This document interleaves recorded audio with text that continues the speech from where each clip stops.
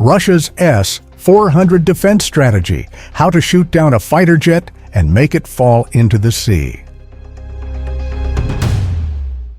Hey everyone, welcome back to the Geopolitical Update. Today, we're diving into a pretty intense and controversial topic, Russia's strategy of shooting down fighter jets with the S-400 missile defense system, and what happens when the jet crashes into the sea. From cutting-edge technology to geopolitical fallout, we'll break it all down. Stick around, because you won't want to miss this.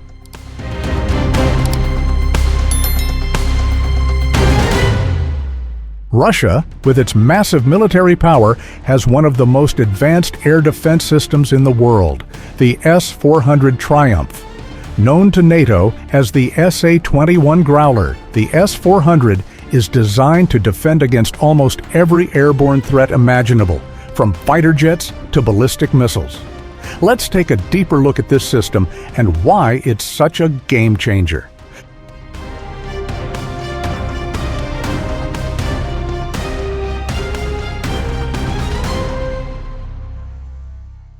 The S-400 is a powerhouse. First off, its range is insane. It can hit ballistic missiles up to 400 kilometers away and track aircraft up to 250 kilometers. That means Russia can protect huge swaths of airspace long before a target even gets close to the restricted zone. It's equipped to handle multiple targets simultaneously, allowing it to shoot down a variety of threats at the same time, no matter the weather or interference from electronic warfare. Imagine this. A fighter jet comes into Russian airspace, speeding toward a target. The S-400 locks on fires and takes it down with pinpoint accuracy. It's not just about shooting down an aircraft, it's about maintaining control over their airspace, regardless of what's in the skies above. But what happens if Russia actually shoots down a jet? Why would they take such drastic action? Well, when a fighter jet crosses into airspace that's protected by the S-400, Russia sees it as a direct threat to their sovereignty.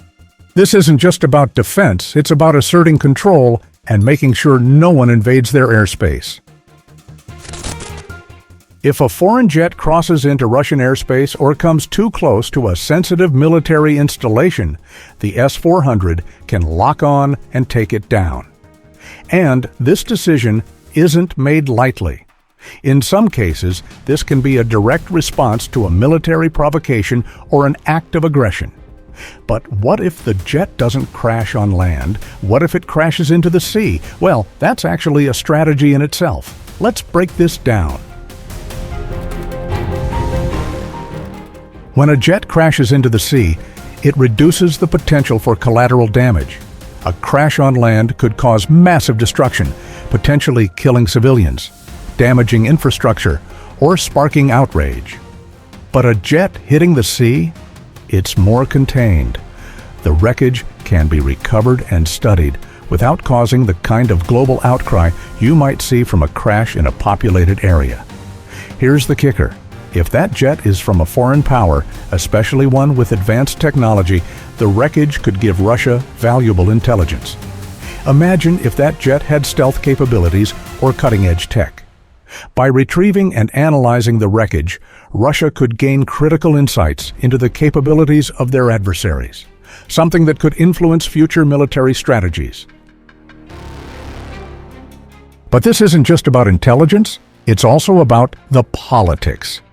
When a jet is shot down, especially if it's a fighter jet from a major power, the diplomatic fallout is inevitable. We'll dive into the political and international consequences of this action.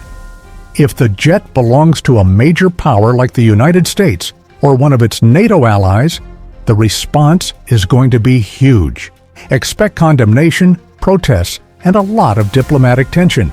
Countries are going to push for answers, and it could escalate into a full-blown international crisis. Every action like this sends a clear message. Russia is willing to defend its airspace at all costs.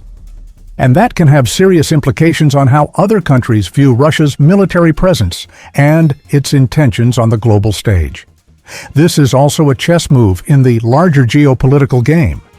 Countries that feel threatened by Russia's actions could respond in kind. This might lead to increased military preparedness from NATO or a realignment of global defense strategies. For Russia, it's not just about protecting airspace. It's about sending a message that they are not to be messed with. It's about deterrence, showing the world that if you threaten their territory, they have the means to retaliate swiftly and decisively. And don't forget, in situations like this, Russia is also playing a long-term game.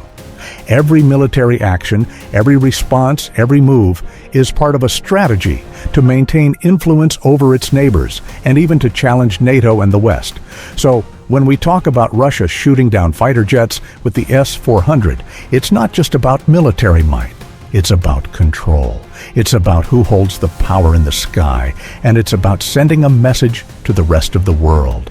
This strategy has huge implications, not just for Russia, but for global security, international diplomacy, and military strategy. Thanks for watching. If you're interested in more deep dives into military strategies, international relations, and global security, don't forget to like, subscribe, and hit the notification bell so you never miss an update. See you in the next video.